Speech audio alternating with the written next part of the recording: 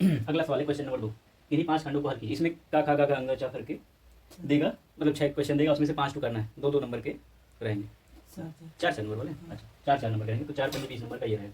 तो एक पहला सवाल मैं लिख लिया हूँ, सिद्ध कीजिए कि √5 एक अपरिमेय संख्या है। तो सिद्ध करते हैं। तो इसके विपरीत ऐसे करते हैं, इसके विपरीत हम यह मान लेते हैं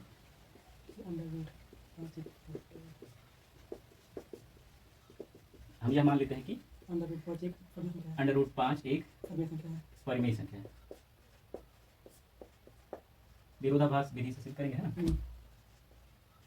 अगर ये परिमेय संख्या है √5, तो इसको P/Q के रूप में लिखा जा सकता है। अतः कोई दो पूर्णांक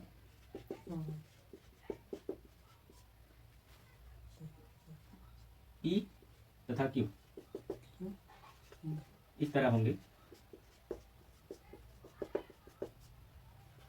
कि √5 बराबर P/Q लिख सकते हैं। अगर परिमेय संख्या तो P/Q के रूप में लिख सकते हैं। अब देखो, जैसे P/Q ये मान लो हो सकता है कि 8/12 टाइप का हो गया, तो फिर कटेगा भी। तो अगर मान लो ये कटता है तो इसको काट लेते हैं, कब तक, जब तक कि फिर कटने लायक ना बन जाए, ना रह जाए, यानी कि सहअभाज्य संख्या हो जाए। यानी कि √5 बराबर A/B। मान लो इसको काटे, जैसे मान लो अगर ये मान लो 8/12 था, तो इसको काट दिए।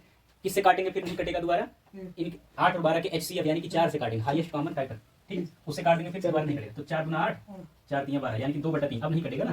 इस तरह तो मान लो P/Q अगर कटता है तो काट लेते हैं, जो कि A/B के रूप में आ गया। अब A और B ये क्या है, सहअभाज्य संख्या है। ये जरूरी नहीं कि A और B अलग अलग अभाज्य हो, लेकिन ये सहअभाज्य संख्या क्या होती है, ऐसी संख्याएं जो दोनों एक साथ किसी एक संख्या से नहीं कटेंगी, अलग अलग। जैसे मान लो ऐसे भी हो सकता है कि 6/25 आ जाए, ठीक है, तो ना ही 6 अभाज्य संख्या है, ना ही 25 अभाज्य संख्या है, लेकिन 6 और 25 दोनों सहअभाज्य संख्या है, यानी कि दोनों एक साथ किसी से नहीं कटेंगी, लेकिन दोनों ही अभाज्य नहीं है, ठीक है, दोनों अलग अलग अभाज्य नहीं है, लेकिन दोनों एक दूसरे के लिए क्या है, सहअभाज्य संख्या है। सहअभाज्य यानी एक साथ किसी और से नहीं कटेंगे।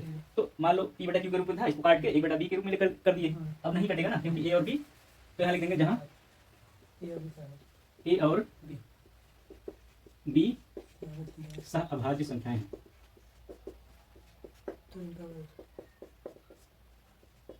ठीक है, अच्छा इसको इधर भेज देते हैं, ठीक है, क्या हो जाएगा, √5 B बराबर A।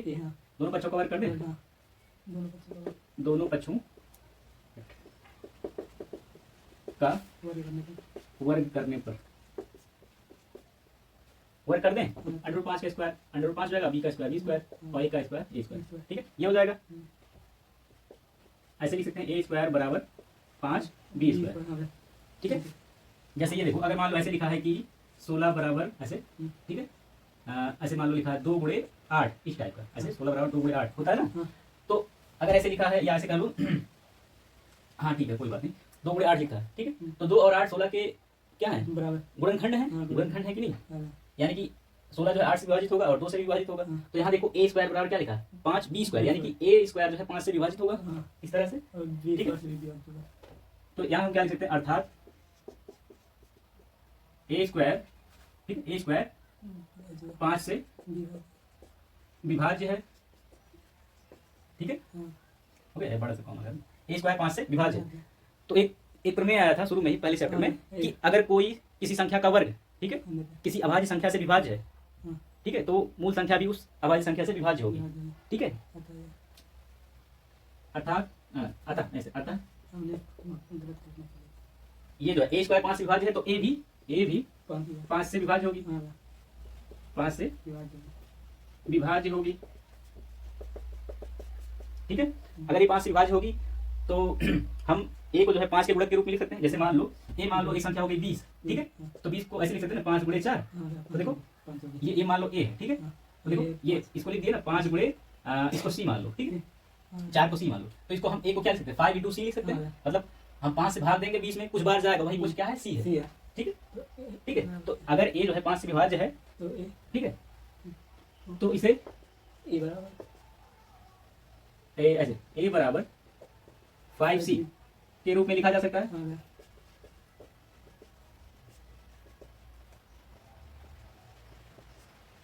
लिखा जा सकता है, लिख दें। तो वही A स्क्वायर की जगह पे A स्क्वायर नहीं, सॉरी, A को A 5 से विभाजित, तो A को क्या लिखेंगे, 5C, तो A की जगह पे 5C रख दें यहाँ इस वाले में। अतः यहाँ ए की जगह पे क्या रखेंगे 5c, तो 5c का होल स्क्वायर हो जाएगा, यहाँ रख रहे हैं, और ये बराबर कितना हो जाएगा 5b स्क्वायर। ठीक है, चलो स्क्वायर कर दो, तो 5 पचे 25, c का स्क्वायर c स्क्वायर, 5 इधर साइड में 5b स्क्वायर, 5 से काट दो, 5 कम 5, 5 पचे 25, तो क्या आ जाएगा 5c स्क्वायर बराबर b स्क्वायर। ठीक है, या ऐसे लिख लो b स्क्वायर बराबर 5c स्क्वायर। ठीक है, 5c स्क्वायर ऐसे लिख सकते हैं, अरे 5c स्क्वायर बराबर b स्क्वायर, तो b स्क्वायर बराबर 5c स्क्वायर। तो ये देखो b स्क्वायर बराबर 5 गुणे c स्क्वायर, यानी कि b स्क्वायर का गुणनखंड होगा 5 और c स्क्वायर भी। तो यहाँ से क्या पता चला कि ये देखो a 5 से विभाज्य है, और ठीक है, तो यहाँ से इसको क्या b स्क्वायर बराबर 5c स्क्वायर है, तो क्या कर सकते हैं, अतः b स्क्वायर 5 से विभाज्य होगा। ठीक है, अगर b स्क्वायर 5 से विभाज्य है, ठीक है, 5 जो कि अभाज्य संख्या है, तो b भी 5 से विभाज्य होगा। ठीक है, इसलिए ऐसे लिखते हैं, इसलिए b भी 5 से विभाज्य होगा। अब यहाँ ध्यान से देखो क्या क्या चीज मिला, एक फैक्ट मिला कि a 5 से विभाज्य होगा, और यहाँ फिर एक फैक्ट मिल रहा है कि b भी 5 से विभाज्य होगा। लेकिन जब हमने √5 को p/q के रूप में लिखा था, तो मान लो p/q ऐसी संख्याएं थी जो कट सकती, तो हमने उसको काट दिया, इतना काट दिया कि अब फिर नहीं कट सकता। ये क्या है, a और a/b, जो a और b है, ये सहअभाज्य संख्याएं थी, यानी कि अब ये किसी से नहीं कटेंगी, यानी कि इनमें कोई भी कॉमन गुणनखंड नहीं है, ये तो कट जाता। ठीक है, तो यहाँ हमको पता था कि a और b सहअभाज्य संख्या है, लेकिन फिर हमको बाद में यहाँ पता चल रहा है कि क्या a 5 से विभाज्य है और b भी 5 से विभाज्य है। अगर विभाज्य होता तो यहाँ फिर कटता ना, तो ये ऐसा क्यों हो रहा है, ये विरोधाभास क्यों हो रहा है, क्योंकि हमने गलत कल्पना कर ली थी कि √5 एक परिमेय संख्या है। तो यहाँ लिखेंगे परंतु a व b के, ठीक है, a व b के, ठीक है,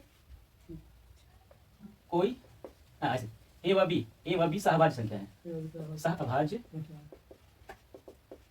संख्याएं हैं। ठीक है, अब आगे जगह नहीं लिखने का, बोल दे रहे हैं, वो आपको लिखना होगा कि यह विरोधाभास इसलिए उत्पन्न हुआ क्योंकि हमने गलत कल्पना कर ली थी कि √5 एक परिमेय संख्या है, अतः सिद्ध होता है कि √5 एक अपरिमेय संख्या है। ठीक है, हमने गलत कल्पना की थी कि एक परिमेय संख्या है।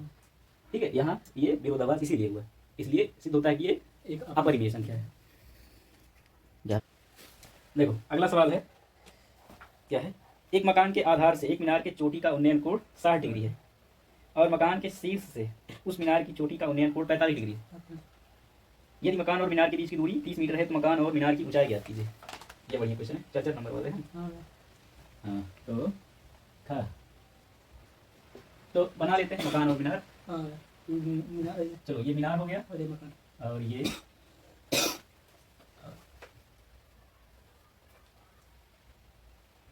हो गया। ठीक है, तो ये हो गया मकान और ये हो गया मीनार।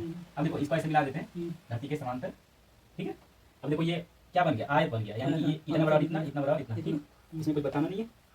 तो कह रहा है कि एक मकान के आधार से, इसके आधार से, मकान के आधार से मीनार की चोटी का उन्नयन कोण 60 डिग्री है। इसको मिलाना पड़ेगा।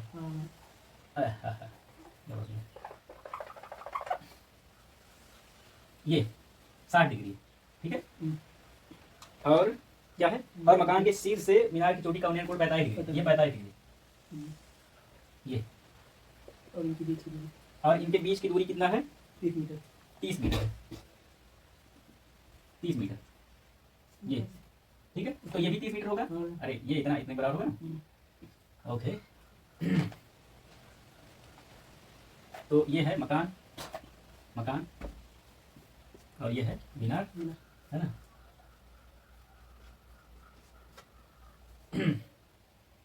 तो इसी को लगाना है ना। तो नामकरण कर ले, ABCD। चलो ये मकान हो गया, A B C D E, है ना। तो मान लेते हैं मकान की ऊंचाई h है ना। तो ये इतना भी h होगा, और इतना, है ना, और ये इतना कितना होगा, अच्छा ये देखो, ये यहाँ देखो इस वाले में, चलो त्रिभुज DEB, समकोण त्रिभुज DEB में, समकोण त्रिभुज DEB में, समकोण त्रिभुज DEB में, ये देखो ये समकोण है ना। ठीक है, तो ये देखो DE/BE बीई, बीई बटे बी क्या होगा, ये देखो लंब बटे आधार tan 45 होगा, ठीक है, इम्प्लाई दैट। तो डीई नहीं पता, डीई लिखो, ठीक है। और बीई कितना है, ये 30 है, ये तो 30 है, देखो 30 मीटर, ठीक है। और tan 45 का मान कितना होगा, 1।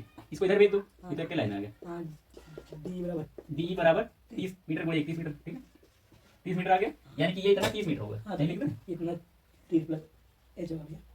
अब यहाँ एच फाइंड करना है, एच कैसे फाइंड करेंगे, हाँ तो इतना ये 30 प्लस हाँ एच प्लस 30 हो जाएगा, ये देखो ये एच है और ये इतना 30 है, हाँ तो डीसी, अब इसमें इस वाले बड़े त्रिभुज में डीसीए में समकोण त्रिभुज डीसीए में इतना जब पता चल जाएगा तो उसको घटा देंगे। अब समकोण त्रिभुज डीसीए में, ठीक है, हाँ डीसीए में, ठीक है। तो इसको तो भी देखो डीसी बटे एसी एसी या सीए, तो डीसी बटे सीए बराबर कितना होगा, लंब बटे आधार इस कोण के लिए tan 60 हाँ 60, ठीक है। वैल्यू रख देते हैं, डीसी कितना होगा, ये देखो सी प्लस डी यानी कि ये H plus 30, H plus 30 metre, ठीक है।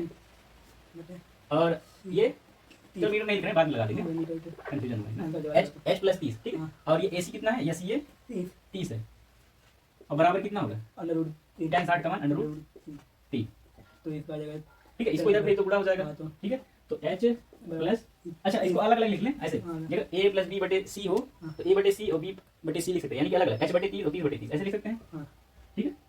ऐसे एच बटे 30 प्लस 30 बटे 30 ऐसे भी लिख सकते हैं, ठीक है। पहले √3 है, लिख लो, ये देखो कट के 1 हो गया, तो कितना आ जाएगा, एच बटे 30 प्लस 1 बराबर √3, ठीक है। तो अब देखो एक को इधर भेज दो, माइनस हो जाएगा इधर जाके, ठीक है। एच बटे 30 बराबर क्या आ जाएगा, √3 माइनस 1, ठीक है। अब चाहो तो वैल्यू रख लो, अब 30 को भी इधर भेज दो, एच बराबर कितना हो जाएगा, इधर आके बुरा हो जाएगा, ठीक है। तो 30 अंडर रूट में 3 माइनस 1, ये ब्रैकेट लगा दिया मतलब बुरा होगा। अब चाहे तो यही छोड़ दो, इसको घटा दे, और नहीं तो वैल्यू रख देते हैं √3 का, घटा के बुरा कर देंगे, तो 30, ठीक है, गुणे √3 का मान कितना होता है, 1.732 माइनस 1, ठीक है, ये हो जाएगा। तो 30 गुणे घटा लो, देखो 1.732, तो 732 बचेगा, 0.732 1 घट जाएगा 1 में से, ठीक है, कितना बचेगा 0.732। अब इसी को गुणा कर लो, तो ये देखो ये 0 लिख लो, फिर 3 से गुणा करो, 3 गुना 6, 3 त्रिका 9, 3 7 21, ठीक है, अब 0 हो जाएगा। अब देखो दशमलव लगाना है, कितना अंक पे लगेगा, 3 अंक पे, 1 2 3 यहाँ, ठीक है, कितना हो जाएगा 21.96 मीटर। अभी 0 हटा दो, ठीक है, वही दे इतना हटा दे तो आ जाएगा नंबर। अरे ठीक है कोई बात नहीं, ये कर लो। अब देखो इतना अंक लेने की जरूरत नहीं है, 9 है, देखो 21.96, ये लगभग कितना हो जाएगा 22 मीटर, देखो अरे 0.04 ही कम है 22 होने में, है ना, लगभग 22 मीटर होगा एच की ऊंचाई, मतलब ये मकान की ऊंचाई कितनी होगी। अब आंसर लिख लेते हैं भैया, उसकी नहीं तो ये तो पूरे का निकला है, हाँ पूरे का नहीं एच मकान की ऊंचाई, हाँ ठीक है, एच ही तो निकला है। तो मकान की ऊंचाई कितनी होगी, मकान की ऊंचाई, 22 मीटर, मकान की ऊंचाई, ठीक है, लगभग कितना होगा, लगभग 22 मीटर। और मीनार की ऊंचाई कितना होगा, 22 में 30 जोड़ लो, कितना हो जाएगा 52, ठीक है। मीनार की ऊंचाई लगभग कितना होगा, लगभग 52 मीटर, ये आंसर हो जाएगा, ठीक है। मकान की ऊंचाई 22 मीटर लगभग, और मीनार की ऊंचाई लगभग 52 मीटर। और पॉइंट लिखना चाहो तो लिख लो, यही रहेगा, ठीक हो गया। अगला सवाल है क्वेश्चन नंबर 2 का ग, बिंदु P जो कि 3/4 और 5/12 निर्देशांक है, बिंदु A जो कि इसका निर्देशांक है कितना 1/2, 3/2, और बिंदु B जो है 2, -5 को जोड़ने वाले रेखाखंड को किस अनुपात में विभाजित करता है। तो मान लो M1 M2 अनुपात में विभाजित करता है, ठीक है, माना M1 हुआ M2 अनुपात में विभाजित करता है, अनुपात में विभाजित करता है, आता तो वही P के निर्देशांक आता है जब इनको M1 M2, तो P के x का निर्देशांक क्या आता है, ऐसे M1, ठीक है, x2 plus M2 x1 upon M1 plus M2 ये आता है। और y का निर्देशांक क्या आता है, M1 y2 M1 y2 plus M2 y1 upon M1 plus M2। लेकिन ये नहीं कहा अंतर विभाजित करेगा कि बाह्य विभाजित, है ना, उसमें किस अनुपात में विभाजित करता है, तो ए बी और M1 M2 उसको ले लेते हैं। चलो मान लेते हैं बायता अगर विभाजन करता है तो बायता विभाजन का ये सूत्र होता है हाँ। और अंतर विभाजन वाला माइनस होता है नहीं। माइनस, चलो लगाते हैं इसी को देखते हैं। तो x का दिया है ये 3/4, ठीक है।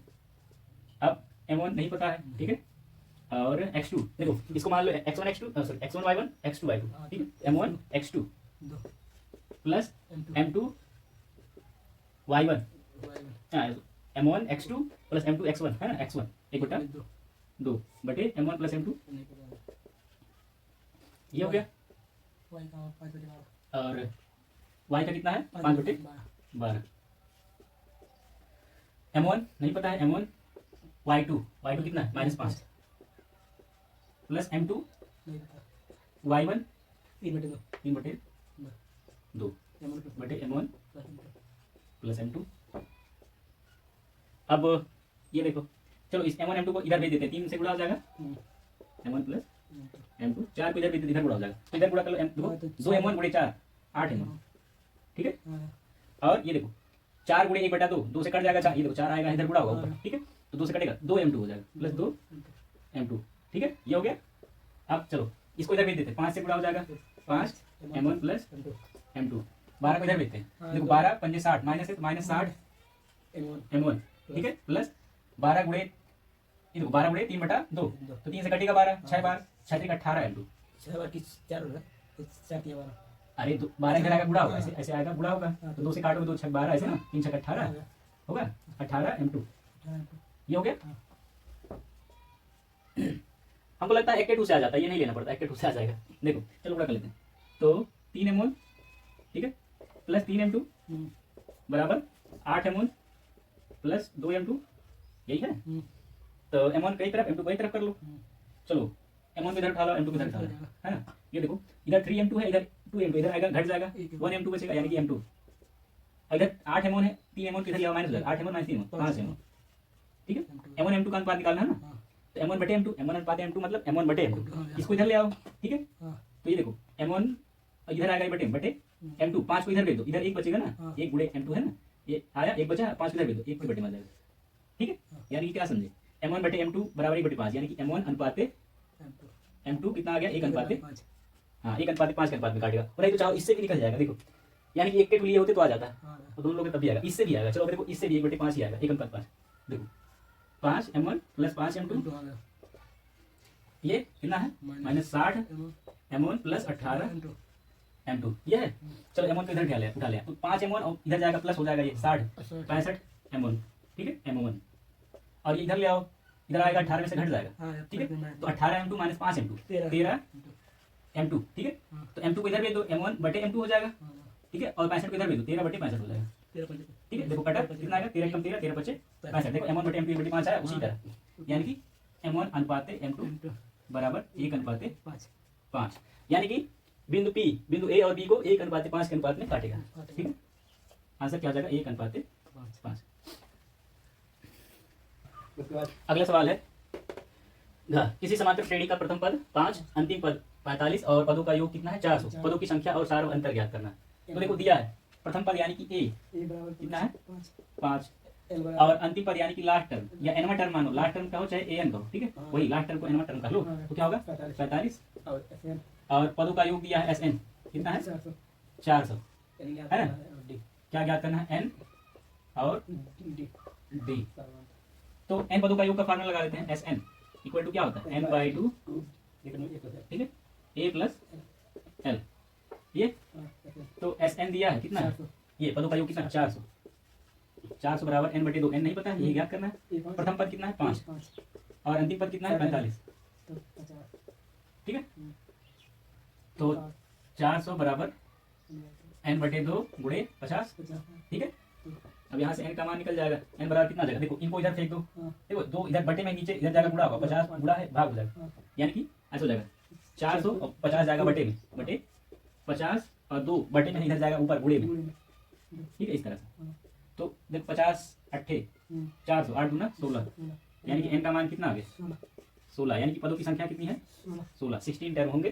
अब क्या है सार अंतर ज्ञात करना है, तो अंतिम तब 16वां पद का फार्मूला लगा लो, a16 इक्वल क्या होता है a प्लस 15d, एक कम d होता है नहीं, तो 16वां पद कितना है 45, 45 बराबर ए कितना है 5 5 प्रथम पद प्लस 15 15 और डी डिफरेंस कितना नहीं पता, वही तो याद करना है ना।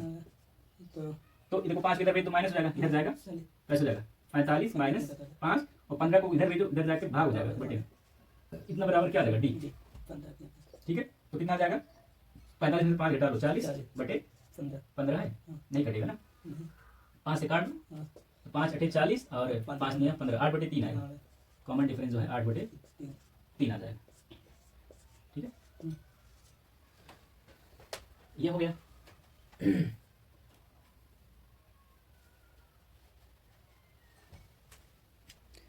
अगला सवाल है, एक वृत्तखंड ब्रोच को चांदी के तार से बनाया जाना है जिसका व्यास 35 मिलीमीटर है।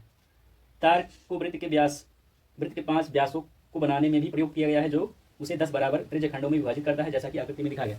तो कह रहा है कि एक वृत्त है, ठीक है, जिसका व्यास कितना है 35 मिलीमीटर, यहाँ से लेके यहाँ पे 35 मिलीमीटर है व्यास, और 1 2 3 4 5 तो व्यास खींचे गए हैं, वो भी चांदी के तार के खींचे गए हैं। ठीक है, तो कह रहा है इस वृत्त को बनाने में और ये 5 ठू व्यास खींचने में कितना लंबा चांदी का तार प्रयुक्त होगा, तार की लंबाई ज्ञात करना है। तो देखो वृत्त की परिधि क्या होता है 2 पाई आर, वृत्त की परिधि बराबर क्या होता है 2 पाई आर या पाई डी, हाँ ऐसे चलो फैक्टर ले लेते हैं, डायमीटर, अरे देखो 2 आर डायमीटर के बराबर होता है ना, 2 आर डायमीटर जो है त्रिज्या का दुगना होता है, देखो 2 आर बराबर डी होगा। पाई डी तुमको ये बताए थे कि वृत्त की परिधि जिसे सी से प्रेजेंट करते हैं क्या होता है, वो होता है परिधि बटे व्यास का अनुपात होता है। ठीक है, अरे सॉरी पाई जो है पाई परिधि और व्यास का अनुपात होता है। ठीक है, तो परिधि सी होता है और व्यास क्या होता है डी। ठीक है, यानी कि क्या होता है पाई बराबर होता है सी बटे डी, तो सी बराबर क्या होगा डी को इधर में तो पाई डी नहीं होगा। ठीक है, या यूं कह लो 2 आर को हम डी लिख सकते हैं ना, तो पाई डी हो जाएगा। तो तुम्हें अभी तक क्यों लिख के फार्मूला मुश्किल से याद कर पाते हो कि वृत्त की परिधि बराबर 2 पाई आर, पाई डी भी होता है। ठीक है, व्यास के टर्म में तो व्यास दिया है, व्यास कितना दिया है 5 मिलीमीटर। ठीक है, 5 मिलीमीटर था, 5 नहीं 35 मिलीमीटर, 35 मिलीमीटर। तो यहाँ से हम उसकी परिधि निकाल लेंगे, इस वृत्त की परिधि, ये गोलाई वाला भाग कितना हो जाएगा, तो वृत्त की निकाल लेंगे परिधि। ठीक है, तो कितना हो जाएगा पाई डी होता है ना, तो पाई यानी कि 22/7 गुणे डी कितना है 35, तो 7 पच्चे 35, 22 पंजे अरे 5 गुना 10, 5 गुना 10 11, 110 मिलीमीटर, यानी कि ये गोलाई वाले भाग के जो तार से बना गया उसकी लंबाई 110 मिलीमीटर होगी। अब ये 5 तो व्यास भी है, 1 2 3 4 5। ठीक है, 5 व्यास की लंबाई क्या होगा 5D, 5 गुणे डायमीटर दिया है कितना 35, तो कितना हो जाएगा 5 पच्चे 25, 5 3 15 और 17, 5 पच्चे 25 का 5 हासिल लो, 5 3 15 और 2 17, 175 मिलीमीटर mm, यानी कि पूरा कितना तार लगा है वो पहला क्वेश्चन पूछा है फर्स्ट सेकंड करके। ठीक है, तो ये देखो इसमें दिख रहा है, देखो ये है फोकस यहाँ दे रहा है, कुल वांछित चांदी के तार की लंबाई, कुल वांछित चांदी के तार की लंबाई कितनी होगी, ये वृत्त की परिधि जोड़ लो 5 व्यास का, यानी कि 110 प्लस 175, 110 प्लस 175 मिलीमीटर कितना हो जाएगा 285 mm। ठीक है, ये हो गया।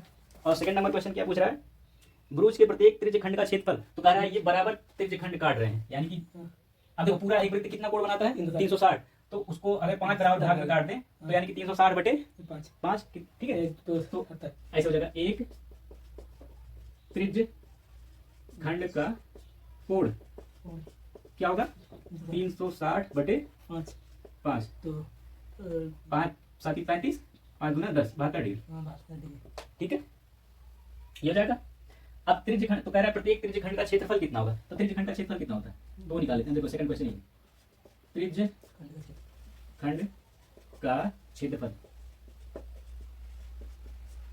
ठीक है, यानी कि किसी एक का क्षेत्रफल कितना होगा वो पूछ रहा है, तो यही लेंगे प्रत्येक मतलब सबका एक साथ पूछेगा तो हम वृत्त का क्षेत्रफल बता देंगे ना, कह रहा प्रत्येक का यानी कि एक टुका कितना होगा, एक टुका प्रत्येक त्रिज्य खंड का क्षेत्रफल कितना होगा, त्रिज्य खंड का क्षेत्र होता है थीटा बटे 360 डिग्री पाई आर स्क्वायर।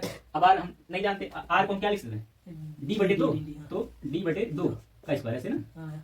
ठीक है, तो थीटा कितना है 72 बटे 360 360 डिग्री, ठीक है। और पाई कितना, 22/7, और 35/2 डी कितना है वो 35/2 का स्क्वायर, ये आ जाएगा। तो काटी पीटी करो। अच्छा ये देखो, हम 5 से काटे थे 360 को तो 72 आया था, ठीक है। अब 72 से 360 को काटेंगे तो 5 आएगा, ठीक है। यानी कि ये कितना है 5, 1/5, यहाँ लिख लें 1/5 और गुणे 22/7। और ये देखो 2 बार लिख सकते हैं, स्क्वायर है 35 गुणे 35 गुणे 35/2 गुणे 2। अब ये देखो 5 7 35 कट गया, ये 5 7 मिलकर 35 5 7 35 35 उड़ा दिया सीधा सीधा, ठीक है। और 1 2 11 22 हाँ 11 2 11 ये 22, तो कितना 11 गुणे 35 हो रहा है ना। और कुछ नहीं छूट रहा है। 1 2 है बटा 2 हाँ 1 2 है बटा 2 है ना, 1 2 बटा 2 मीटर बड़ा जाता है नहीं। तो 11 5 55 11 3 33 और 5 38 बटा 2। तो 2 से काट दे। तो 2 से काट, 2 एकम 2, ठीक है। 2 9 18, 2 दूना 4, 2 5 10, कितना मिलीमीटर स्क्वायर आएगा, mm स्क्वायर 192.5, यानी कि 192.5 मिलीमीटर स्क्वायर आएगा एक ठू का क्षेत्रफल, एक त्रिज्यखंड का, ठीक है। हाँ एक चीज गड़बड़ हो गया, यहाँ देखो हम इसी को बोले रहे थे, जैसे 1 2 3 4 5 टू हमने क्या किया था ब्यास, लेकिन त्रिज्यखंड तो 10 टू कटेगा ना, 1 2 3 4 5 6 7 8 9 10 10 भाग में, यानी कि ये कोण कितना बच जाएगा 10 भाग में, यानी कि 36 डिग्री का कोण बनेगा, ठीक है 36 डिग्री का। और तब त्रिज्यखंड का क्षेत्रफल क्या होगा 36/360/d²। अब यहाँ गड़बड़ हो गया नहीं। अच्छा तो बस सही है 1/10 अरे चलो कोई बात नहीं, ये हो गया 36। तो देखो 36 से कट जाएगा 1/10 आ जाएगा, 36 दाएं 360। अब पाई कितना 22/7 और 35/2 35 देखो डी कितना 35 35 गुणे 35 2 बार है, और बटे में भी 2 बार है ना। 2 5 था अब तो 7 5 35 5 दूनी हाँ 7 से काटते हैं 7 5 35 5 दूना 10 और 2 11 ये इधर खत्म है ना। तो क्या बचा 11 गुणे 35 कर लो, और तो 11 25 55 और 11 गया 5 कट गया 5 अरे ये 35 में उड़ा था। अच्छा 11 25 55 11 3 33 38 बटे 4, ठीक है। इसको 4 से हाँ वही, अरे वो दुगना हो गया ना, हमने 5 टू लिया था वो 10 टू है, यानी कि बटे में 2 और आ गया, यानी कि उसका आधा हो जाएगा, जितना आंसर आया था उसका आधा हो जाएगा, क्योंकि हमने 5 ही माना था, लेकिन नहीं ये 10 टू है, त्रिज्यखंड 10 टू है। तो 5 के बजाय 10 के बजाय हमने 5 से ही भाग दिया था, तो 2 से और नीचे भाग दोगे है ना, ये काट दो। तो 4 से काटो कितनी बचेगा 4 32 4 9 36 2 बचेगा 2 और 5 25, ठीक है। 4 8 ज्यादा 4 6 24, ठीक है। 1 बचेगा 10 हो जाएगा 4 दूना 8 4 5 20, कितना mm इस बार ये आ जाएगा आंसर। हाँ त्रिज्यखंड हमने 5 1 2 3 4 5 10 टू है ना, 6 7 8 9 10। अगला क्वेश्चन है, एक वृत्तखंड वो नहीं तो हो गया, क्या वाला है 4 चक्र वाला। एक नाव एक पुल की ओर आ रहा है, किसी क्षण पुल का उन्नयन कोण 30 डिग्री देखा गया। नाव के उसी चाल से 4 मिनट चलने के पश्चात पुल का उन्नयन कोण 60 डिग्री हो गया। याद कीजिए कि नाव को पुल तक पहुंचने में कितना समय लगेगा। तो ऐसे है, मान लो यहाँ पुल ऐसे खड़ा है, नाव आ रहा है, ठीक है। यहाँ है मान लो बिंदु ए पर नाव है यहाँ पे, ठीक है। आ रहा है एक नाव पुल की ओर आ रहा है, किसी क्षण पुल का उन्नयन कोण 30 डिग्री देखा गया। ये 30 डिग्री नाव को उसी चाल से 4 मिनट चलने के पश्चात 4 मिनट चला, तो मान लो यहाँ आ गया चल के यहाँ, ठीक है। और मान लो ये बिंदु बी है, यहाँ से उन्नयन कोण अब कितना बना रहा है 60 डिग्री, जितने नीचे आएगा उतना दिक्कत नहीं बनेगा, ठीक है। याद कीजिए कि नाव को पुल तक पहुंचने में कितना समय लगेगा। तो ये 4 मिनट में आया है ना, इतना 4 मिनट। ऊंचाई नहीं मान लीजिए ऊंचाई पुल है, पुल की ऊंचाई काफी, ये पूछ रहा है टाइम कितना लगेगा, तो इसको f मानना पड़ेगा। ये कौन सा क्वेश्चन था, क्वेश्चन नंबर खंड बा है ना, खंड बा का दूसरा चार, खंड बा का दूसरे का दूसरा, हाँ दूसरे का 4।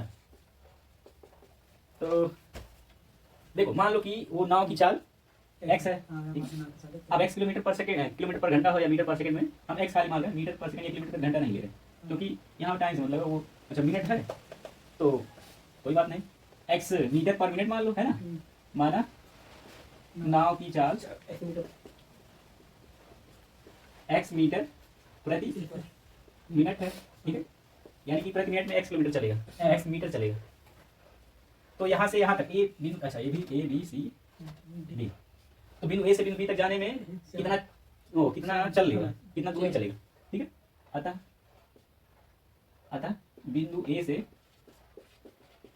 बिंदु b तक चली दूरी, दूरी का फार्मूला क्या होता है? दूरी बराबर चाल गुणे समय, चाल गुणे समय कितना हो जाएगा ये निकाल ले। तो चाल कितना है? X metre per minute, x metre प्रति एम दोनों है ना, एम से मीटर ऐसे हिंदी लिख देते, एक्स मीटर प्रति मिनट और गुणे समय कितना है? 4 मिनट। 4 यहाँ जगह नहीं कहा, चलो इधर लिख लेते हैं, एक्स मीटर प्रति मिनट गुणे 4 मिनट। ये देखो बटे में मिनट है, यहाँ ऊपर है मिनट कट जाएगा, ठीक है। तो कितना आ जाएगा? 4x मीटर, यानी कि ये इतना 4x मीटर होगा, 4x मीटर, ठीक है। हाँ, अगर इतना पता हो तो हम पता कर सकते हैं।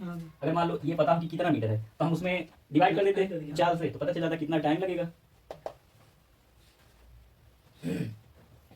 चलो मान लेते हैं ये y मीटर है, ये इतना y मीटर है, ठीक है।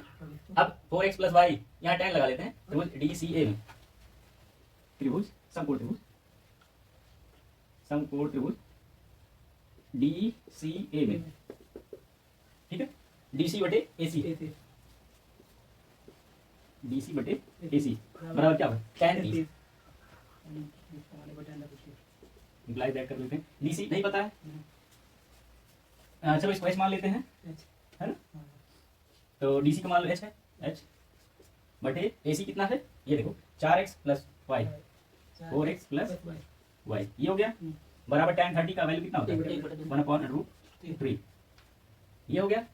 यहाँ से h का वैल्यू निकाल लो, इनको इधर फेंक दो, 4x प्लस वाई अपॉन √3, ये ऊपर आ जाएगा, है ना। इसको समीकरण 1 कर दो। अभी यहाँ से इस त्रिभुज में से h का मान निकाल लेंगे, दोनों तुलना कर देंगे, है ना। अब समकोण त्रिभुज इसमें DCB में, DCB में ये DC बटे BC बराबर कितना होगा? tan 60, हाँ tan 60, ये 60 डिग्री है ना, वैल्यू रख देते हैं। तो DC कितना है? h है, ठीक। अब बटे y बराबर कितना? √3। यहाँ से h निकाल लेते हैं, h बराबर कितना आएगा? इसको इधर भेज दो, √3y। इसको समीकरण सेकंड कर दो, है ना। समीकरण फर्स्ट और सेकंड की तुलना करनी, समीकरण 1 व 2 की तुलना करनी।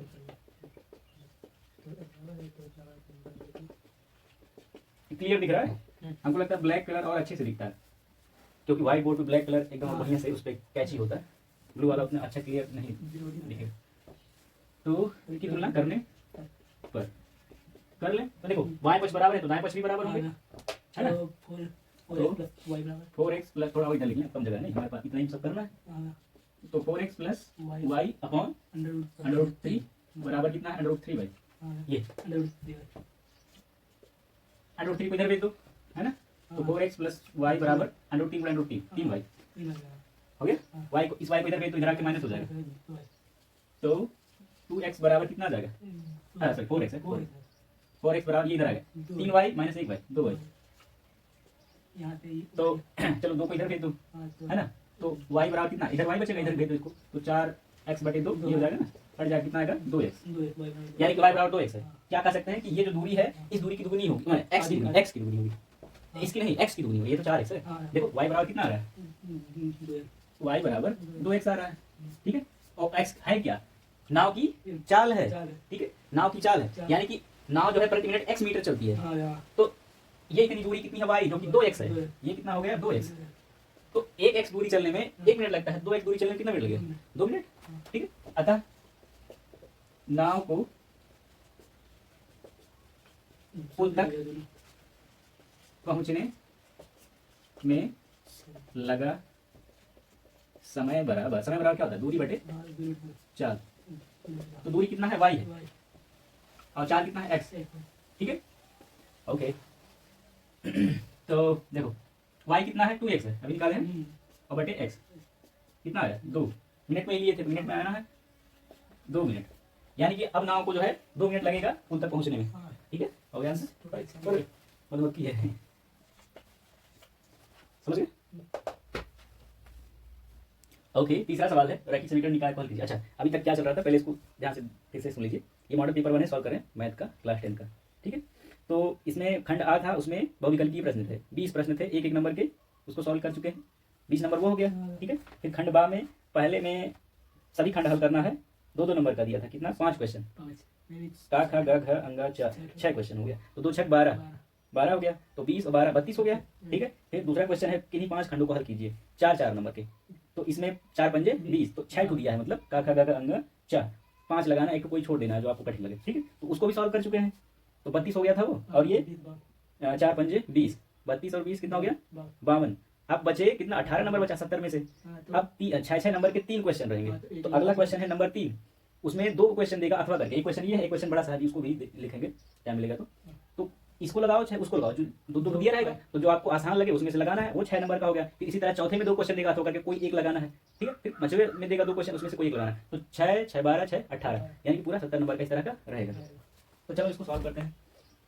तो ax plus b y minus ab, ये एक समीकरण हो गया, और ये है तो प्रतिस्थापन विधि लगा लेते हैं। चलो यहाँ से y का मान निकाल के रखते हैं, सबको इधर 0 को इधर इस साइड भेज देते हैं, यहाँ बी वाई को रहने देते हैं, बी वाई बराबर, ये देखो ये a इधर आएगा, ठीक है, प्लस हो जाएगा, और ये b इधर आएगा प्लस b माइनस हो जाएगा, और ये इधर आएगा माइनस, ये हो गया ना।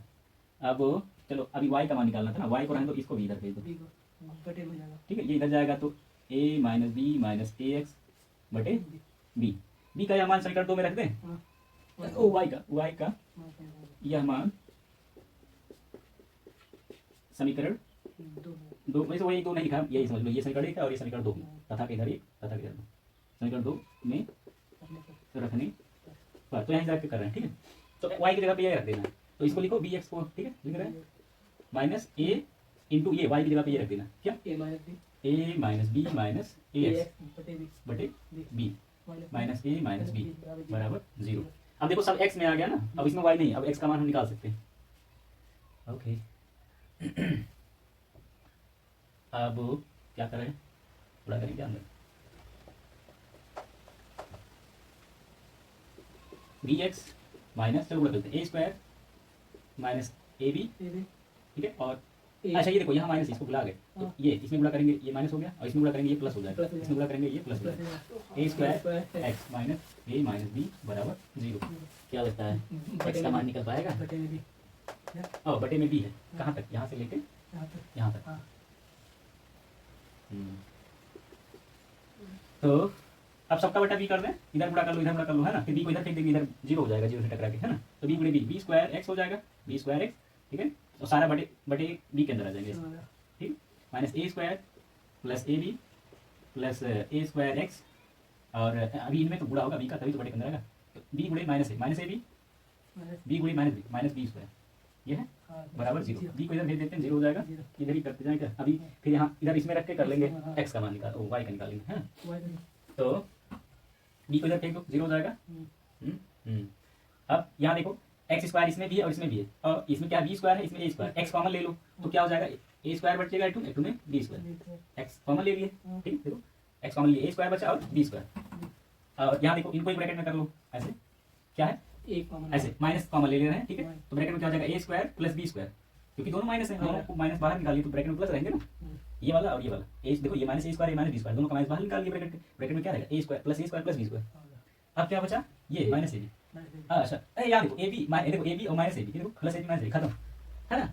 ओह आ गया, बराबर क्या 0। इसको इधर भेज दो, ये तो बड़ा मस्त आ गया, वाह इतना गजब आज तक सवाल नहीं देखे, मजा आ गया। देखो इसको ऐसे रहने दो, A square plus B square X, इसको इधर भेज दो, इधर आके प्लस हो जाएगा ना, ए स्क्वायर प्लस बी स्क्वायर, ये पूरा प्लस हो जाएगा। ये देखो यही चीज है ना, देखो अब इधर काट दो ऐसे, इतना एक कम इतना, ठीक है। एक्स बराबर कितना आ गया, 1 आ गया। ओह माय गॉड इतना रायता फैलाया है, एक्स का वैल्यू 1 है, एक्स का वैल्यू 1 रख दो इसमें, ठीक है। तो यहाँ लिख देंगे x का मान समीकरण 1 में रखने पर। अच्छा ये कठिन लग रहा था नहीं देखने कि कैसे हल करेंगे, इसमें 1 2 3 तो है ही नहीं, सब ABCD है ना। एक्स वाई का जब मान निकालते हैं तो 1 2 3 समथिंग अपॉन समथिंग आता है, इसमें कुछ है ही नहीं है 1 2 3 जैसा। चलो इसमें रख देते हैं, तो क्या रखना, तो a x की जगह पे कितना रखना है 1, ठीक है, या प्लस बी वाई और माइनस ए प्लस बी, है ना, बराबर 0। तो a कम a हो गया, देखो a plus b y minus a plus b बराबर 0। ये देखो a माइनस ए घट गया, खत्म हो गया। हाँ, ठीक है। तो अब देखो इस x बराबर भी 0 y बराबर भी बी 0 वाई बराबर, देखो बी को इधर भेज दो, माइनस बी हो जाएगा, ठीक है। तो वाई बराबर कितना आ जाएगा, माइनस देखो ऐसे काट दो, देखो बी, हाँ माइनस एक आ गया, गया ठीक है। वाई का मान कितना है, माइनस एक, और एक्स का मान प्लस एक, तो आंसर ऐसे लिख देना, माइनस एक्स और वाई के मान क्रमशः कितने हैं, प्लस माइनस एक माइनस एक, प्लस माइनस एक नहीं लिखेंगे, हाँ। यानी एक एक्स का मान एक है और वाई का मान माइनस एक, इसका मतलब ये होता है, ठीक है। ऐसे लिख दो। देखो तीसरे वाले का अथवा वाला जो था वो थोड़ा बहुत लेंदी था, वैसे ये वीडियो का 3 पार्ट हो चुका है, ठीक है। एक टू अपलोड हो गया, 2 है, अभी इनको मर्ज करना है, तो वो उसको छोड़ रहे हैं। चौथे का अभी ये जल्दी जल्दी हो जाएगा, इसको कर ले रहे हैं, एक लगा दिए। अब देखो इसमें क्या, एक पासे को बार बार फेंका जाता है, निम्नलिखित को प्राप्त करने की प्रायिकता ज्ञात कीजिए। तो ये 6 नंबर का है, ठीक है। तो इसमें दिया है पहला अभाज्य संख्या प्राप्त करने की संख्या, प्रायिकता 2 से 6 के बीच प्राप्त करने की संख्या, ठीक है, के बीच कोई संख्या प्राप्त करने की प्रायिकता, और एक विषम संख्या प्राप्त करने की प्रायिकता, ये ज्ञात करना है। तो हल करते हैं। तो एक पासा उछालेंगे तो क्या क्या आ सकता है, 1 2 3 4 5 6 कुछ भी आ सकता है, यानी कि 6 घटनाएं घट सकती हैं, अच्छा ठीक है। तो एक अभाज्य संख्या आने की क्या प्रायिकता हो सकती है, एक याद अच्छा है? अच्छा एक अभाज्य 1/6 संख्या आने की प्रायिकता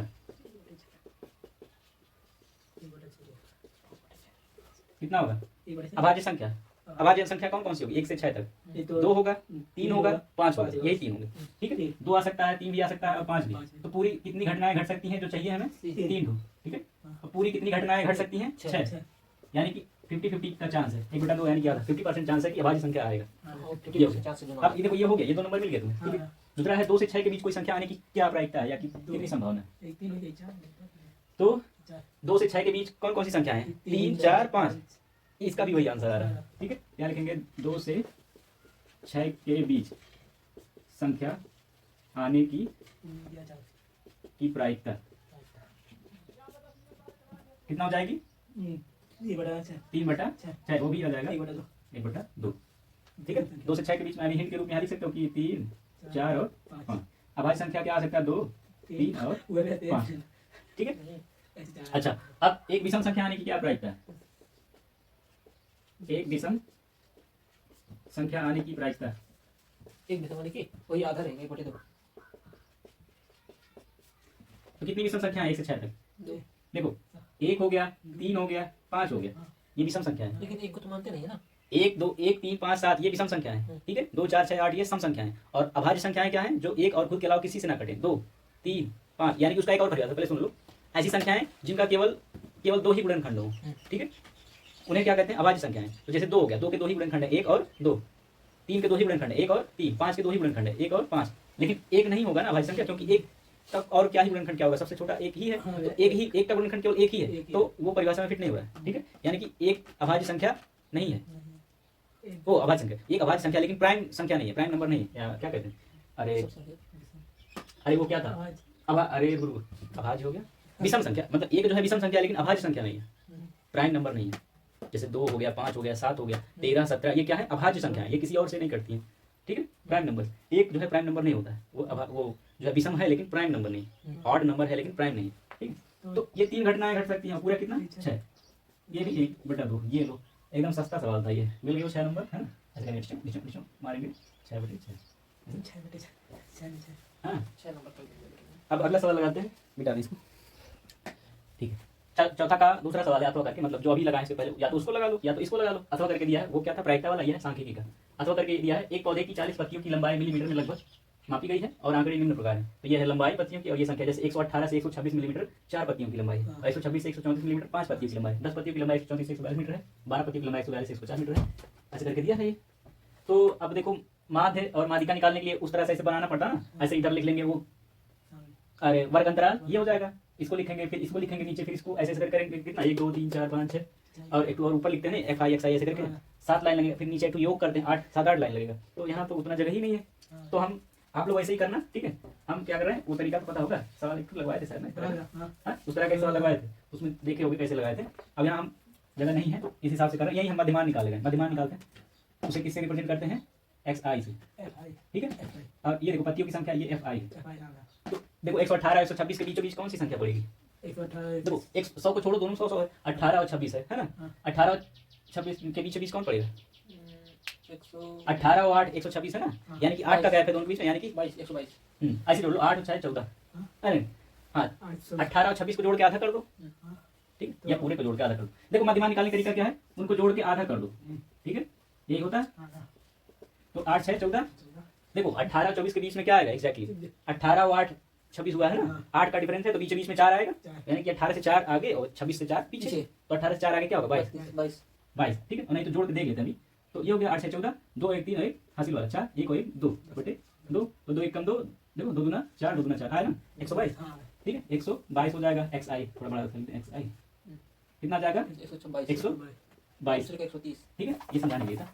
और इसका कितना आएगा, 130, तो देखो ये जो निम्न वैल्यू है इसमें 4 4 बढ़ा दो है ना, 26 में 4 जोड़ 130 हो जाएगा, जो बीच का वैल्यू है। 8 भैया, हाँ? 8 जोड़ना पड़ेगा। इसको अरे नहीं 18, देखो 118 और 126 के बीच में 8 का गैप है ना, लेकिन बीचों बीच लेंगे तो इनके बीच में 4 चौथे पे पड़ेगा, यानी कि 118 से 4 ज्यादा या 126 से 4 कम, वही बीच में होगा ना, तो 122 आया। इस तरह 126 और 4 130, 134 और 4 138, 138, 142 और 4 146, 150 और 4 154, 158 और 4 162, ये आ गया।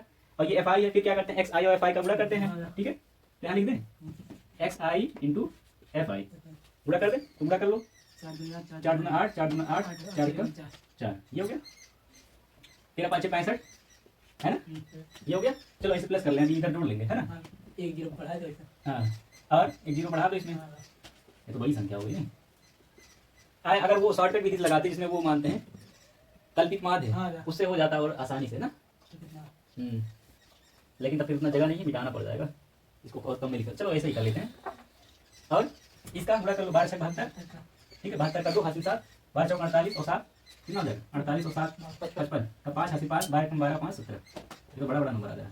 4 चौके 16, 4 पंजे 20 और 1 21, 4 1 कम 4 2 6, और इसको कर लो है ना, 5 गुना 10, 5 36, 1 31, 5 1 5 3 8, इनको जोड़ लेते हैं, ठीक है। इनको भी यहाँ जोड़ोगे तो कितना आएगा, दिया ना कितना 40 में, तो n बराबर कितना आ जाएगा 40, ठीक है, n बराबर आ जाएगा 40, देखो 40 पत्ती, इनको जोड़ोगे 40 आएगा। इनको जोड़ लेते हैं एक्स आई एफ आई, तो जोड़ लो, देखो पहले इकाई बार जोड़ते हैं, 6 और 2 8, 8 और 8 16, 16 का 6 हासिल है ना, 1 और 1 2, 2 और 5 7 है ना, 7 और 8 15, 15 5 20, 20 8 28 और 1 29 हासिल 2।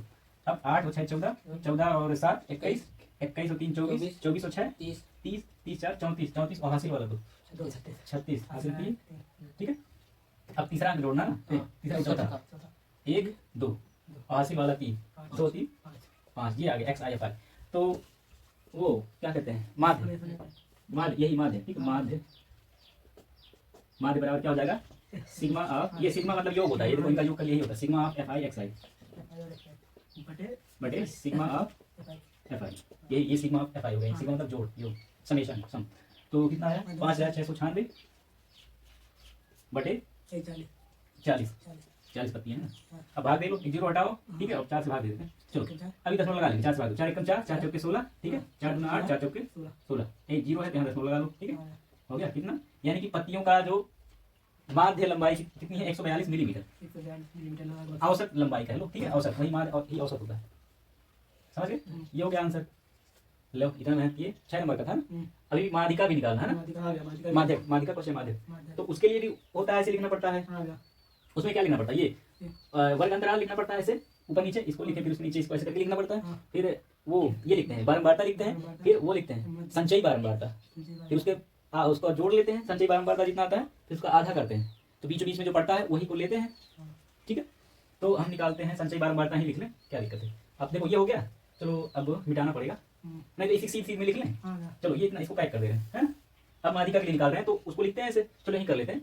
तो संचयी बारंबारता लिखते हैं, ये 4 है, 4 ही रहने तो अभी इसमें कुछ नहीं होगा। अब 4 5 9, ठीक है, ठीक है, 9 और 10 19, ठीक है, 19 और 12 कितना हो जाएगा 31, ठीक है, 31 और 4 35, 35 और 5 40, पूरा तो 40 है, 40 ही आ गए जोड़ने। तो इसमें क्या होगा, अब करते हैं हम n/2 निकालते हैं, तो n कितना है 40, वही संचयी बारंबारता इतना गुण निकाल लिया, तो कितना आ गया 20। अब देखो 20 किसमें पड़ेगा बताओ, तो 19 में, हाँ देखो यहाँ तक 19 हो गया, यानी कि यहाँ तक हो गया, 20वां इसमें पड़ेगा। अब यहाँ देखो इसका मतलब पहले समझ लो, ये कितना है, पहली पत्ती से चौथी पत्ती तक इसमें है डाटा, ठीक है, और 5वीं पत्ती से 9वीं पत्ती तक का डाटा इसमें है, 4 पत्ती का डाटा इसमें है, ठीक है, और 5वीं से 9वीं तक का डाटा इसमें है, ठीक है, और 10वीं से 19वीं तक का डाटा इसमें है, ठीक है, और 20वीं से लेके 31वीं तक के पत्ती का डाटा इसमें है।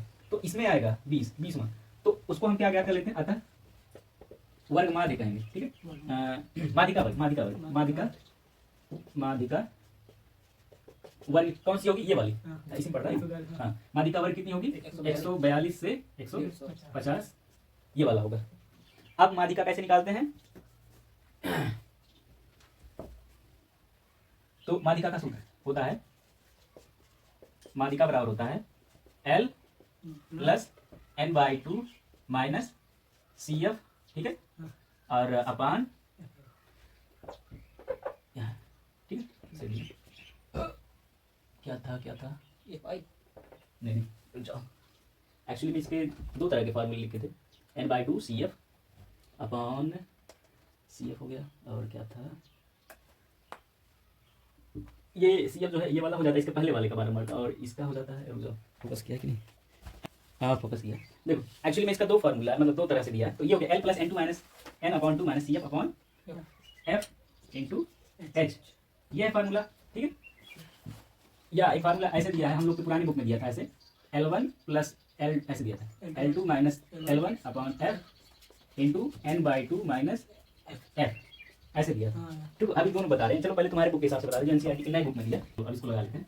तो L कितना है, 142 प्लस n/2 यानी कि कितना है 20, माइनस CF कितना है, ये है 19, ठीक है। संचयी बारंबारता जो इसकी बारंबारता उसकी पहले वाली बारंबारता, ये CF होता है, ठीक है। और बटे में F 12 कितना है, ये 12, ठीक है, और गुणे H कितने कितने डिफरेंस है, 8 का, अब आएगा तो 142 प्लस ये कितना हो जाएगा, 1/12 गुणे 8, 4 से काटो, 4 गुना 8, 4 3 12, तो 142 प्लस 2/, देखो 2/3 आया, तो कितना हो जाएगा 142 प्लस, इसको भाग दे लो, 3 छक्का 18, 3 छक्का 18 ऐसे आएगा, 6 6 6, तो क्या लिख सकते हैं 142.67, ढेर सारा 6 आ रहा है ना, हमको हटा लेंगे, इसमें एक बढ़ा देंगे, 6 मिलीमीटर आ जाएगा, है ना।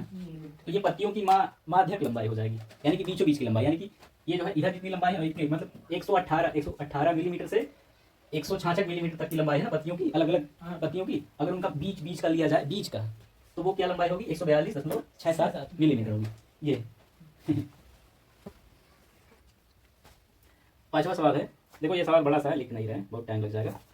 दिए गए चित्र में, ठीक है, दवा का एक कैप्सूल, एक बेलनाकार, ये बेलनाकार है, ठीक है, तो यहाँ तक तो बेलनाकार है, और उसके ऊपर अर्धगोला लगा है ऐसे, ठीक है, अर्धगोला, इधर अर्धगोला लगा, इधर एक अर्धगोला, यानी कि पूरा एक गोला मान सकते हो, आधा गोला इधर, आधा गोला इधर, तो गोले का आयतन क्या होता है 4/3 पाई r क्यूब, तो इधर क्या हो जाएगा 2/3 पाई r क्यूब, इधर 2/3 पाई r क्यूब, 4/3 पाई r क्यूब, पूरे गोले का आयतन हो जाएगा। और बेलन का आयतन क्या होता है पाई r²h, ठीक है। देखते हैं आयतन निकालने क्या पृष्ठीय क्षेत्रफल है, कुछ है ये हो गया। दिए गए चित्र में दवा का एक कैप्सूल एक बेलन के आकार का है, जिसके दोनों सिरों पर एक अर्धगोला लगा है, इधर अर्धगोला इधर एक अर्धगोला लगा है, ठीक है। पूरे कैप्सूल की लंबाई 14 मिलीमीटर है, पूरे कैप्सूल की लंबाई 14 मिलीमीटर है, और व्यास का, इसका व्यास जो है 5 मिलीमीटर का है, व्यास ये जो है 5 मिलीमीटर का है, तो त्रिज्या इसका आधा होगा 5/2, ठीक है। इसका पृष्ठीय क्षेत्रफल ज्ञात करना है, इस बेलन का पृष्ठीय क्षेत्रफल ऐसे होगा, ऐसे जैसे ये है नहीं मार्कर, ये देखो ऐसे है इस तरह के, ऐसे गोल सा इधर ऐसे लगा है, अर्धगोला ऐसे मान लो, गोला ऐसे गोली काट के इधर आधा लगा दे, इधर कैप्सूल ऐसे देख नहीं हो, कैप्सूल देखे तो आधा गोला इधर और ये बेलनाकार, तो यानी कि हम इस आधे आधे गोलों का क्षेत्रफल निकालेंगे, और इस सिलेंडर का, तो यहाँ लिखेंगे कैप्सूल का पृष्ठीय क्षेत्रफल बराबर क्या होगा, बेलन का क्षेत्रफल प्लस गोले का क्षेत्रफल, अर्धगोलों का क्षेत्रफल, अर्धगोलों का क्षेत्रफल, ठीक है। अच्छा ये देखो पूरा लंबाई 14 मिलीमीटर है, यहाँ देखो ध्यान से, और ये जो अर्धगोला है इसका व्यास 5 मिलीमीटर है, यानी कि ये त्रिज्या कितनी होगी 2.5 मिलीमीटर, ये 2.5 मिलीमीटर, यानी कि इसमें ऐसे खींच लें, ठीक है, ये इतना कितना होगा, ये पूरा 5 mm होगा, और ये कितना होगा 2.5 mm, है ना। तो ये इधर 2.5 mm इधर कितना हो गया 5 mm, तो ये पूरा 14 है, उसमें से 2.5 इधर कम कर दो, 2.5 इधर कम कर दो, कितना हो जाएगा, तो मैं 5 पूरा हो जाएगा ना, तो बीच में कितना बचेगा 9, तो क्या लिखेंगे, वो सिलेंडर की लंबाई यानी कि बेलन की लंबाई क्या होगी 9, अतः देखो अब निकाल लेते हैं, बेलन की लंबाई कितनी होगी 9 mm, ठीक है, और अब बेलन की ऊंचाई कितनी होगी? बेलन की ऊंचाई देखो नहीं ऊंचाई की जरूरत नहीं है, लंबाई, ये लंबाई नहीं ऊंचाई हो, ठीक है, बेलन की लंबाई को ऊंचाई ऊंचाई, ठीक, बेलन की ऊंचाई h, ठीक है, ये हो गया 9 मीटर। ऐसे खड़ा कर दो तो ऐसे हो जाएगा ना, ये ऊंचाई हो गया बेलन का। और बेलन की त्रिज्या क्या होगी? यही जो गोले की त्रिज्या, ठीक है, तथा बेलन की त्रिज्या, त्रिज्या यानी कि r कितना होगा? 2.5 mm, ठीक है, और गोले की भी त्रिज्या ही होगी, ठीक है। अब हम निकाल सकते हैं, तो पृष्ठीय क्षेत्रफल निकालना, यानी कि ये जैसे ये सिलेंडर है, ऐसे मान लो इसके चारों तरफ का क्षेत्रफल निकालना है, ठीक है। तो हम इसका वक्र पृष्ठ का क्षेत्रफल निकालेंगे। बेलन का वक्र पृष्ठ का क्षेत्रफल होता है क्या? बेलन का 2 पाई r h, हाँ ठीक है। जैसे देखो वृत्त का क्षेत्रफल क्या होता है? ये हो गया वृत्त। अब देखो ये देखो ये वृत्ताकार है ना, 2 पाई r होता है। अब इस पे ढेर सारा ऐसे रखते जाओ ऐसे करके, तो बेलन नहीं बन जाएगा ऐसे, तो 2 पाई r गुणे h, 2 पाई r, ठीक है। ये बेलन का पृष्ठीय क्षेत्रफल होता है। बेलन का निकाल लेंगे और हम गोले का पृष्ठीय क्षेत्रफल निकालेंगे, तो गोले का पृष्ठीय क्षेत्रफल होता है गोले का 4 पाई r स्क्वायर।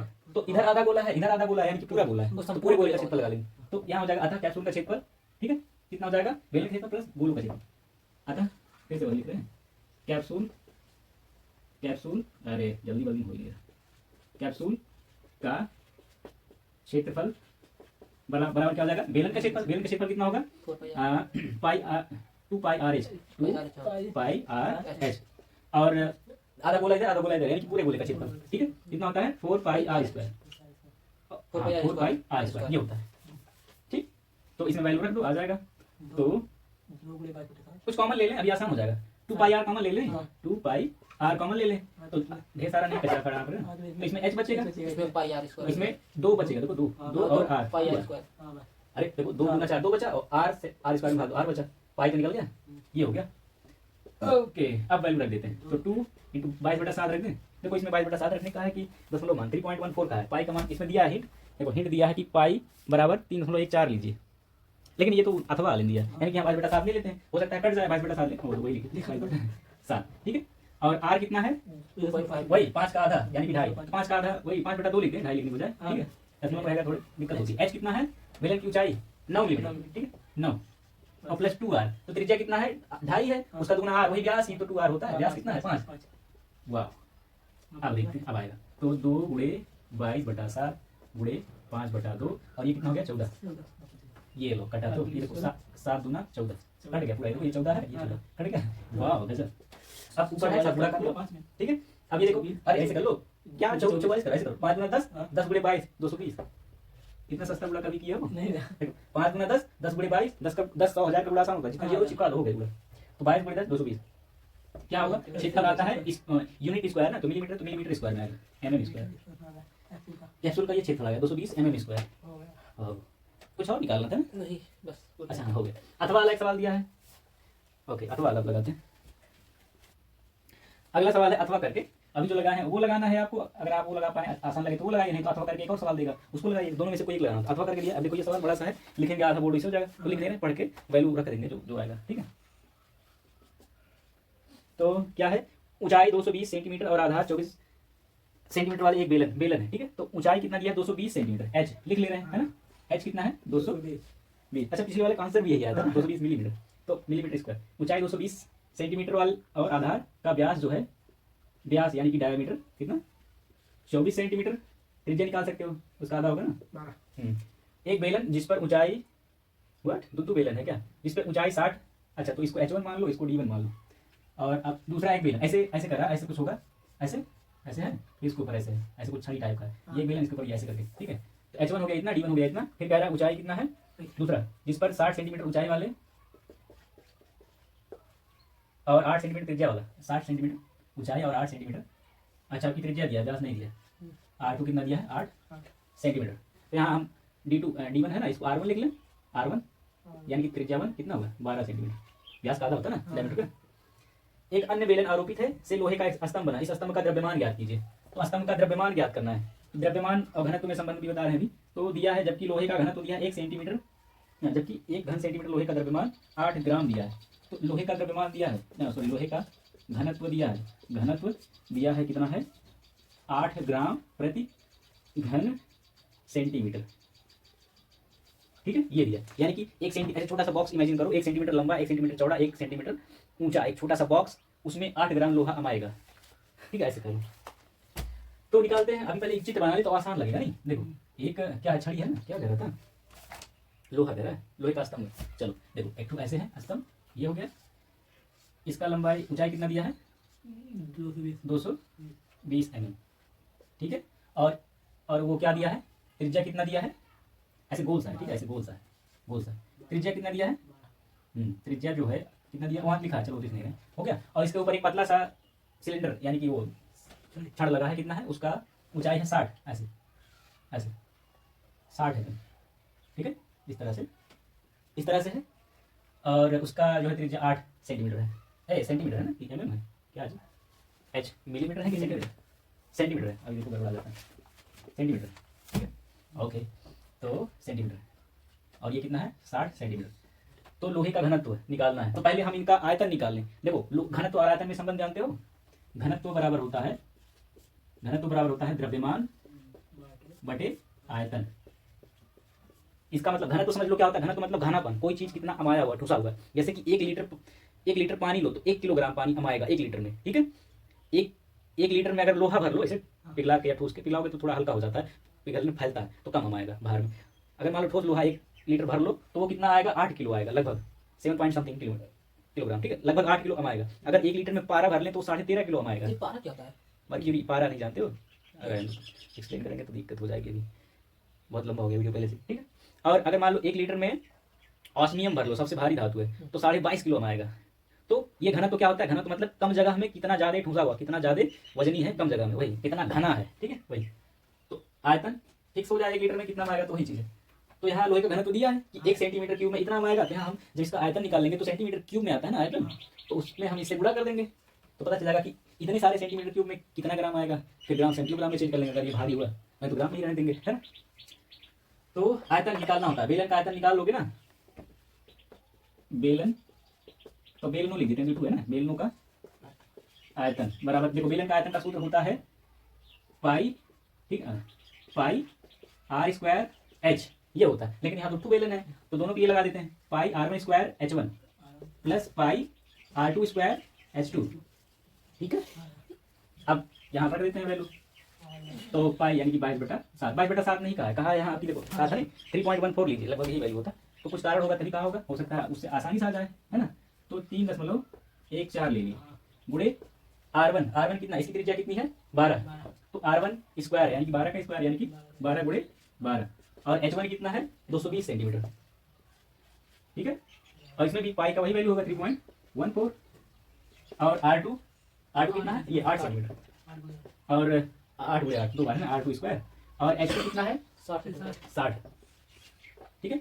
अब ये पूरा किस में आएगा, सेंटीमीटर क्यूब में ना, क्यों, क्योंकि ये देखो जब तुम r का स्क्वायर करोगे तो सेंटीमीटर गुणे सेंटीमीटर स्क्वायर हो जाएगा, और गुणे h भी तो सेंटीमीटर में, तो सेंटीमीटर स्क्वायर गुणे सेंटीमीटर क्यूब, ठीक है। तो इसका भी सेंटीमीटर क्यूब, इसका भी सेंटीमीटर क्यूब, क्या जाएगा। अब सॉल्व कर लेते हैं, ऐसे करो 3.14 कॉमन ले लें, क्या काटोगे, नीचे होता है जब कुछ तब कटता है ना। हाँ चलो जो कितना कॉमन ले सकते हैं इसमें से, नहीं तो अभी गुणा करके जोड़ेंगे बड़ा कठिन हो जाएगा ना। अच्छा देखो 3.14 कॉमन हो गया, ठीक है। चलो 12, देखो 12, अच्छा रुक जाओ, 12 में से 4 कॉमन ले लेंगे, इसमें 4 मिल जाएगा, इसमें से 4 ले लेंगे, इसमें से 4 कॉमन मिल जाएगा, है ना। और इसमें से क्या कॉमन हो सकता है, इसमें से कुछ नहीं मिलेगा, 20 कॉमन ले क्या, अरे 10 कॉमन ले लेंगे, क्या दिक्कत है। चलो जो कॉमन मिल रहा ले रहे हैं तो उससे कैलकुलेशन छोटा हो जाएगा थोड़ा। 3.14 कॉमन ले लिए, ठीक है, पूरा पूरा करके ही जोड़ लिए, हाँ उतना तो दिक्कत हो जाएगी पूरा करेंगे, ठीक है। 3.14 कॉमन ले लिए, ठीक है। और 12 कराइए, देखो इसमें से 4 कॉमन ले लिए 12 में से, और 4 इसमें से कॉमन ले लिए, ठीक है। और इसमें से 10 कॉमन ले लिए। अब देखो 3.14 इसमें से कॉमन हो गया, इसमें से कॉमन हो गया, ये निकल गया, इसमें से 4 निकला, इसमें से 4 निकला, ये ठीक है, इसमें से 4 निकला ये, और इसमें से 4 निकला, ठीक है, हो गया। अब इसमें से 10 निकला और इसमें से 10 निकला, तो इसमें से 10 निकलेगा तो 22 बचेगा, 22 220 होता है ना। और इसमें से 10 निकलेगा, अरे अभी कुछ और बचा था ना, 12 में से 4 ही निकला है तो 3 बचा है, 4 3 12, और इसमें से भी निकला है 12 में से 4 तो 3 बचा है, ठीक है। और इसमें से 10 निकला है तो 22 बचा है, ठीक है। अब इस वाले में देखते हैं क्या क्या बचा, इसमें से 4 निकला है 2 बचेगा, इसमें से भी 2 बचेगा, 10 निकला 6 बचेगा, हाँ 6 बचेगा, ये हो गया। अब गुणा कर लें, हाँ। तो ये देखो इनका गुणा कर लेते हैं, चलो देखो ये हो गया 16, ठीक है, 16 का गुणा कर लो, 16 चौके 64, ठीक है, 64 का 4 80 6, 16 16 16 6 22, हासिल 2 16 3 48 और 2 50। जब 10 का गुणा करोगे तो यहाँ 0 आ जाएगा। अब दशमलव लगाओगे 2 अंक पे, यहाँ लगेगा। हाँ। ठीक है, ये हो गया गुणे इतना। इनको कर लो। हाँ, तो पहले इनको कर ठीक है। लेते हैं। अभी चाहते तो इसमें से 6 बाहर निकाल लेते हैं, है ना? 6 नहीं, देखो हाँ 6 बाहर निकल जाता है। देखो, अरे इसमें से 3 और इसमें से 2, 3 गुना 6 बाहर निकाल लेते हैं और ये 6, फिर ये 4 और कितना बचता है? लेकिन बड़ा कंफ्यूजिंग हो जाएगा। चलो गुणा कर लेते हैं। तो ये देखो 9 गुणे 22 कर लो, और तो 9 9 गुना 18, 9 गुना 18 1 19 और इसका गुणा कर लो, तो 6 चौक 24। अरे 6 चौक 24। हाँ, वैसे देखो। अभी तब ये इनमें गुणा करोगे तो दिक्कत होगी। चलो कोई दिक्कत नहीं। तो कितना है 502.4। ठीक है, 4 0 क्या लिखोगे? रहने दो। हाँ, ठीक है, 0 दशमलव लास्ट में जो 0 होता है उसको लिखने की कोई मतलब नहीं। 8 ठीक है, इनको जोड़ लो। 8 4 12 2 9 11 1 12 और 1 1 2 2 भाई 0। क्या नंबर है? मजा आ गया गुणा करने में। हैं? अब इसका गुणा इतना। 222 का पहाड़ आता है तुम लोग का। हाँ, तो 4 के कर दिया जाए। चलो अभी थोड़ा सस्ता कर देते हैं इसका। हाँ। 2 का गुणा इसमें से 2 निकाल के इसमें गुणा कर दो, तो इसमें अब 111 बचेगा ना। 111 गुना 222 होता है ना। हाँ। 2 का गुणा इसमें कर दे रहे हैं। चलो 2 चौके 8 हाँ। 2 दूना 4 2 5 10, ये हो गया। हाँ। यानी कि 2 निकाल के इसमें गुणा कर दिया। इधर क्या बचा? 111। हाँ। ठीक है, ओके। हाँ, अब 8 में निकाल देते हैं। अब ये आसान हो गया। देखो अब ऐसे कर लो, ऐसे लिखो 1000 प्लस 4.8 लिख सकते हैं इसको, हाँ, बेटा। गुणे 111। यानी कि अब देखो दो संख्याओं के गुणे का योग, दो संख्याओं के योग का गुणा तीसरी संख्या में तो अलग अलग भी गुणा कर सकते हैं। यानी कि 1000 गुणे 111 और 4.8, ठीक है, गुणे 111 कर सकते हैं। तो ये हो जाएगा 3 अंक पहले 1000 गुणे 111 हाँ, प्लस 48। 4.8 गुणे 111। ठीक है, गुणा कर लो तो ये ठीक है 3 2 1 और 3 2 0 है ना। और ये गुणा कर लो तो तो अरे 111 8 कितना हो जाएगा? 811। बस सॉरी 888। ठीक है, तो 8 888 और 88 88 है ना। और 444 444 और 88 जोड़ लो, वही 444। हाँ, तो 522 4 दूनी 12 और 4 दूनी 12 444 और 88। वही तो 522 522 देखो 444 और 88, पहले 440 और 80 जोड़ लो। 440 और 80 520। अब 8 और 4 जोड़ लो 12 532। 532 होएगा। ठीक है, ये हो जाएगा। दशमलव कहाँ लगाना? एक अंक पे यहाँ। ठीक है, इनको जोड़ लो तो 0.8 हो जाएगा। ठीक है, 2 और ये देखो 3 अंक है, 0 पे ही जुड़ेंगे ना तो वही रहेगा, है ना। हाँ, और ये हो गए। हाँ, इधर आ गया। ये क्या? Centimetre cube. तो ये आ गया आयतन। अतः लोहे का द्रव्यमान बराबर क्या होगा? यहाँ देखो घनत्व बराबर द्रव्यमान बटे आयतन, तो द्रव्यमान बराबर घनत्व गुणे आयतन। ठीक है, घनत्व गुणे आयतन। तो घनत्व कितना दिया है? 8 आप 8 ग्राम प्रति सेंटीमीटर क्यूब। तो 8 ग्राम प्रति सेंटीमीटर क्यूब गुणे इतना बड़ा नंबर इतना सेंटीमीटर क्यूब, है ना। तो देखो ये सेंटीमीटर क्यूब है। देखो ये तो सेंटीमीटर क्यूब बटे में और यहाँ ऊपर एक कट जाएगा, यानी ग्राम में आंसर आएगा ना। बराबर। अब गुणा कर लो। 8 64 हाँ 8 8 है 64 का 4 हासिल 6 8 में 16 8 9 16 6 22 16 और 6 22 हासिल 2 8 3 24 और 2 26 हासिल 2 8 8 45 8 पंजे 40 और 2 42 के 2 42 हाथ हासिल 4 8 के 9 8 एक कम 8 8 2 10 कितना 8 से हासिल 12 4 था 12 8 4 12 8 एक कम 8 9 9 8 एक कम 8 ये लो इतना ग्राम आ गया। तो ये तो समझ नहीं आएगा कितना होगा। चलो किलोग्राम में कर लेते हैं। 1000 से भाग दे दो। 1000 से भाग मतलब 1000 में 3 जीरो होते हैं, यानी कि 0.3 अंक इधर खिसका दो, हो गया। तो दशमलव को यहाँ खिसका देंगे 3 अंक इधर, तो कितना हो जाएगा? 892 किलो 892.2 2 6 2 8 2 6 6 2 4 2 4 केजी किलोग्राम। इतना ये तो लगभग 9 कुंटल हो गया नहीं यानी कि ये कहीं बहुत बड़ी इमारत में कोई पिलर लगा होगा, वही होगा। आज का मॉडल हो गया। अरे देखो भारत की इमारत ये। अब लेकिन इतना अंक लेंगे तो दिक्कत होगी ना। दशमलव देखो किलोग्राम, दशमलव बाद 2 अंक ले लो पर्याप्त है। तो इसको क्या लिख सकते हैं? 892.26 किलोग्राम। इधर आई फालतू 2 अंक छोड़ दे रहे हैं। ठीक है, तो इससे समझ जाओगे 892 किलो और 260 ग्राम होगा। ठीक है, अगर एक अंक और लेते तो 262 ग्राम हो जाता। तो इतना कुंटल में बात चल रही तो ग्राम को कहाँ काउंट करेंगे, है ना। तो कितना हो गया? 892.26 किलोग्राम को 892 किलो 260 ग्राम, ठीक है ना। हो गया, यही आंसर हो जाएगा। ओ माय गॉड, इतना बड़ा हो गया। 4 फोकस हुआ है।